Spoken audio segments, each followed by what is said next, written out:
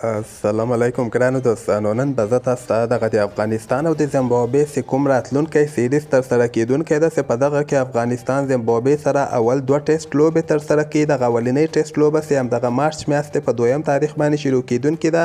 دغه ټیسټ لوبې نه وروسته بیا افغانستان که خیر 3 شره وړیزې لوبې هم له زیمبابوې سره ترسره کوي. او زه به تاسو ته یو ډېر ښه خبر درکړم چې دغه د افغانستان او د زیمبابوې چې کومې ټیسټ لوبې هم ولې یعنې ټیسټ لوبې به هم لایف نشر کیږي او همدغسې شره وړیزې لوبې به هم لایف نشر کیږي. زه به تاسو ته ووایم چې نن دغه اعلان شوی ده چې د افغانستان او د زیمبابوې چې کومې ټیسټ لوبې ترسره کیدونکې دي دغه به که خیر د افغانستان کې په ملي تلویزیون د دغې رایټس اخیستلي دي. اوس ملي تلویزیون خو به یعنې 100% کې دغه لوبې لایف نشر کوي.